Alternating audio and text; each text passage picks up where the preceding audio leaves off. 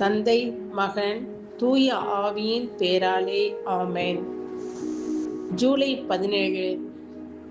இன்றைய நற்செய்தி வாசகமானது புனித மத்தேயு எழுதிய நற்செய்தியிலிருந்து வாசகம். அதிகாரம் 11, இறை சொற்றொடர்கள் 28 முதல் 30 வரை. இன்றைய நற்செய்தி வாசகத்தை தியானிப்போம். கடவுள் என்றாலே மகிழ்ச்சிதான். மகிழ்ச்சியை உருவானவர், அனைத்தையும் படைத்து உருவாக்கி தனது சாயலில் மனிதனையும் உருவாக்கி நல்லதென கண்டவர் கடவுள்.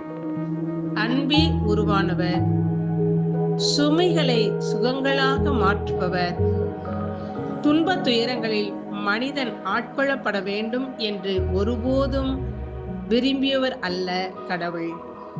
ஒவ்வொரு நாளும் ஒவ்வொரு நொடிப்பொழுதும் நம் தேவைகளை அறிந்து அன்பு செய்து பராமரித்து காத்து வழி நடத்துபவர்.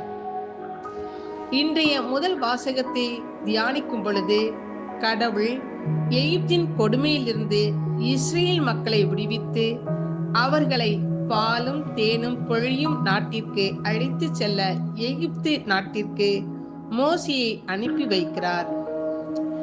ஏன்? மக்களை துன்பத்திலிருந்து விடுவிக்க. இன்றைய நற்செய்தி கடவுள் மறு உருவான இயேசு ஏழைகள், சிறைப்பட்டோர், பார்வையற்றோர், ஒடுக்கப்பட்டோர் ஆகியோரின் சுமைகளையெல்லாம் இறக்கி வைக்க பிறந்தேன் என்கிறார் இயேசு.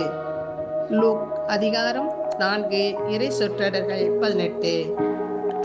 அவர் சந்தித்த மக்கள் அனைவரையும் ஒருபோதும் சோர்ந்து போகாமல் பார்த்து கொண்டார். மற்றவர்களை வாழ வைக்க தனது உயிரையும் கொடுக்க தயங்கவில்லை. இயேசுவிடமிருந்து கற்றுக்கொள்வோம். ஒருவரிடம் இருக்கும் கனிவு, அன்பு, தூய்மை, இந்த மூன்றும் இருந்தால் அவன் மேன்மை அடைவான் என்று கூறுகிறார் ஜோசப் ஸ்மித் என்ற எழுத்தாளர். இந்த நற்செய்தியில் இயேசு நான் கனிவும் மனத்தாழ்மையும் உடையவன் என்று சொல்லிவிட்டு என்னிடம் கற்றுக்கொள்ளுங்கள் என்று கூறுகிறார்.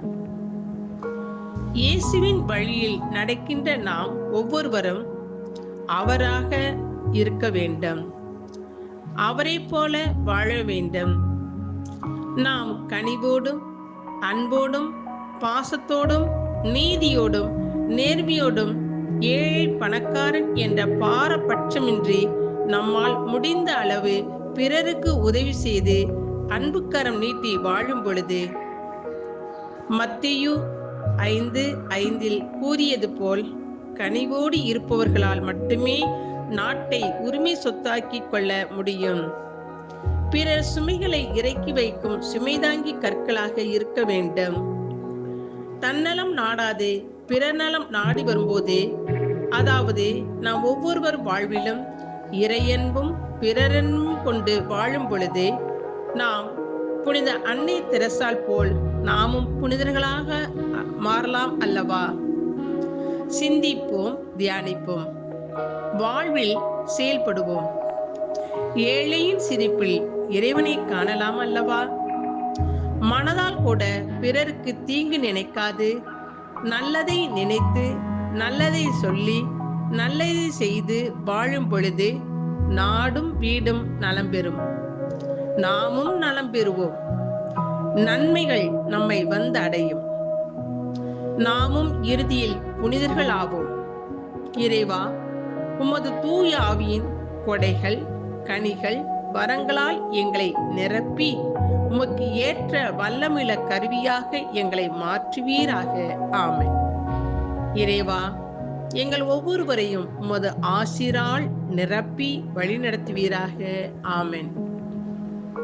இறைவா, தொடர்ந்து எங்களை ஆசீர்வதித்து வழிநடத்தியருளும். ஆமென்.